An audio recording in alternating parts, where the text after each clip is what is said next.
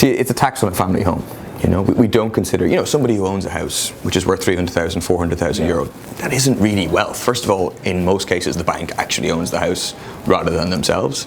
And it's just a place that they live, that they exist in a community, etc., etc. We don't think they should be taxed on that. I mean, if you want to talk, you know, real wealth are second, third, fourth, fifth homes, and you know, major financial assets, and like that's, you know, the government likes to pretend it's a wealth tax to say, oh no, we're doing that, but they're not going after the real wealth tax, though, isn't it? Because you're taxing someone's wealth. If someone owns a home of €1 million or more, you know, they are more wealthy than the person probably who owns a home of worth 200,000 euro. Probably, if it's their family home, they may or may not be. But if it's someone who owns a home of over €1 million and they don't have debts of anything, well then we're proposing that the wealth tax would tax that portion that goes over €1 million in any case.